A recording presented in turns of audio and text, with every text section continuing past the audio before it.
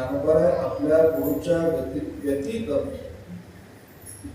जी भावना तिथे प्रगट करत आहे ती भावना कशी आहे. काल आपण इथे विचार केला की बाबा आपला आणि गुरुचा संबंध कसा असतो याचं जर आपल्याला एका शब्दामध्ये उत्तर जर द्यायचं असेल तर असं सांगतात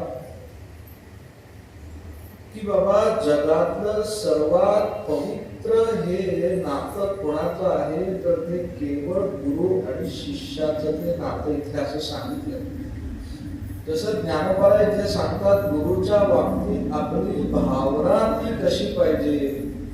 भावना म्हणल्यानंतर काय आपल्याला पाहावं लागतं. मी पहिल्या दिवशी इथे बोलून गेलो होतो की बाबा देवांचे गुरु बृहस्पती यांना ती पदवी प्राप्त कशी झाली तर याचा मागचं गूढ रहस्य काय आहे तर ती केवळ आणि केवळ आणि केवळ मात्र तिथे भावनाच आहे तिथे असं सांगितलं.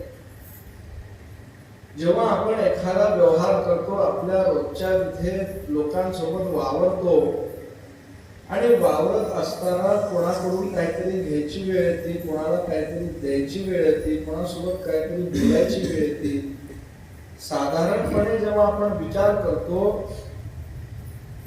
मागत असताना एखाद्या व्यक्तीला समजा आपण इथे आपल्या घरी समजा चहापत्ती संपली, आपण काय करतो कोणीतरी पाहुणे आले शेजाऱ्यांकडे जातो, समोरच्यांकडे जातो आणि त्यांच्याकडे जाऊन काय म्हणतो थोडीशी आम्हाला चहापत्ती तुम्ही द्या.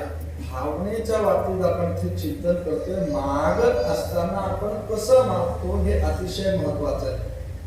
मागत असताना जर आपण प्रेमयुक्त अंतःकरणाने प्रेमाने जर तिथे मागितलं तर ती समोरची व्यक्ती एक वाटी चहापत्ती काय त्याच्या घरातली सगळीच तिथे चहापत्ती सहज देऊन टाकते. पण मागत असताना जर आपण म्हणलो आहे का थोडी चहापत्ती, थोडी शिल्लक असेल तर देऊ शकता तर द्या असं बोललो तर चहापत्ती पोतं भरून जरी असली तरी ती व्यक्ती एक चमचा चहापत्ती सुद्धा आपल्याला तिथे देत नाही. रावणाने मागताना महादेवाला काय मागितलं त्यांचं आत्मलिंग मागितलं. महादेवाने काय पाहून केलं, महादेवाने रावणाचा भाव तिथे पाहिला, भावना तिथे पाहिली आणि आपलं स्वतःच तिथे शिवलिंग तिथे आत्मलिंग काढून दिलं. म्हणून तिथे काय म्हणतात भगवंताला कशा प्रकारे तिथे संबोधतात शिव भोळा चक्रवर्ती काय तिथे वापरलं